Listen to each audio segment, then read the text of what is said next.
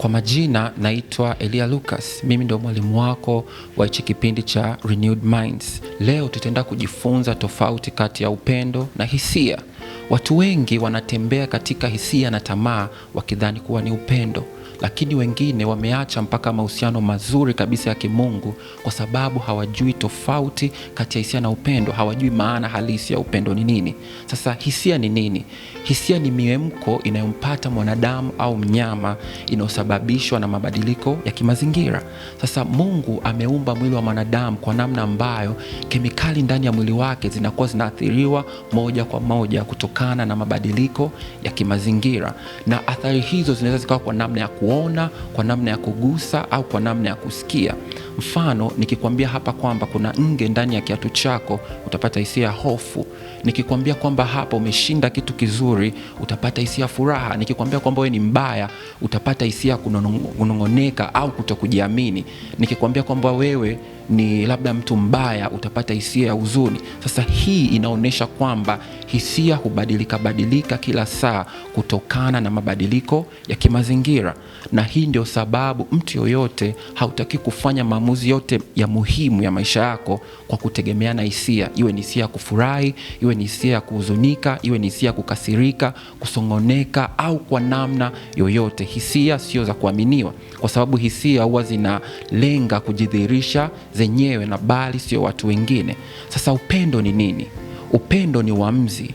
Mtu yoyote ana uwezo wa kuamua kumpenda mtu au kumchukia mtu, hata kama huyo mtu anamfanyia mazuri au huyo mtu anamfanyia mabaya. Mungu ameweka ndani yetu uwezo wa kuamua kufanya chochote. Sasa upendo hauna hisia, kwa maana kwamba huwezi ukampenda mtu kutegemeana na namna unavyojisikia ukimuona, kwa sababu watu wanabadilika sana. Hata kwenye mahusiano lazima kuna mtu ambaye ni bora kuliko mpenzi wako, kuna mtu ambaye ni mrefu kuliko mpenzi wako, kuna mtu ambaye ana tabia nzuri kuliko mpenzi wako, kuna mtu ambaye ni mzuri zaidi ya mpenzi wako. Inamaanisha ukimpenda mtu huyo kutegemeana na namna unavyojisikia ukimuona, hautakuwa na uwezo wa kumpenda kwa muda mrefu, kwa sababu watu hubadilika kila siku. Sasa pia upendo ni amri. Biblia inasema kwamba amri mpya nawapa, mpendaneni. Sasa amri haina hisia. Mfano, hakuna mtu ambaye anajisikia kila siku kulipa kodi za TRA au kodi zote za serikali. Hamna mtu anajisikia kila siku kulipa. Hamna mtu ambaye anajisikia kila saa kusubiri taa za barabarani zimalize kuhesabu na umechelewa kazini, umechelewa hospitalini au umechelewa sehemu yoyote ya msingi. Lakini unafanya hivyo kwa sababu ni sheria, na usipofanya hiyo sheria kuna athari utakazozipata. Vile vile mambo ya kiroho, usipotii kuna athari ambazo unazipata. Kwa hiyo upendo ni amri. Lakini pili, upendo ni deni. Biblia inasema kwamba msiwiwe katika jambo lolote, lakini katika kupendana. Maana ya kuwiwa ni kudaiwa, kwa maana kwamba usidaiwe neno lolote isipokuwa kupendana. Unapomuona mtu barabarani, jua kwamba huyu ananidai nimpende. Unapomuona ndugu yako, ujue kwamba ndugu yangu ananidai nimpende. Unapowaona wazazi wako, jua kwamba wazazi wangu wananidai niwapende.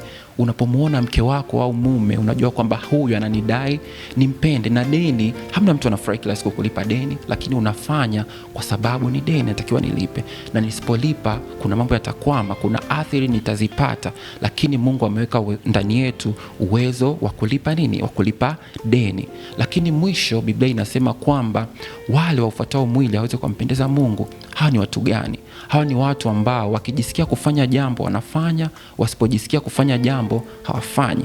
Kwa namna nyingine ni wale watu ambao wanaulea au wanaulisha mwili, au wale watu ambao wanaofuata mwili. Na kitu chochote unachokilisha kwa muda mrefu, hicho kitu kinakuwa na nguvu zaidi. Inamaanisha unapozilisha hisia zako kwa muda mrefu, hisia zako zinakuwa na nguvu zaidi, zinakuwa na nguvu kuliko uamuzi wako, zinakuwa na nguvu kuliko sheria zako, zinakuwa na nguvu, zinakutawala kama wewe unakuwa ni mtumwa wa hisia zako. Inamaanisha hisia zako zinakuwa ni bwana wako, zitakufanyisha kitu hata kama hutaki, lakini utazifanya kwa sababu unahisi kufanya. Sasa hii haimaanishi kwamba tutaki kuhisi. Hii inamaanisha kwamba sio kila kitu ambacho unahisi lazima ukitekeleze, lakini unapoulisha upendo zaidi, upendo unakuwa na nguvu. Upendo unakuwa na nguvu kuliko hisia. inamaanisha roho yako inakuwa na nguvu kuliko matakwa ya mwili.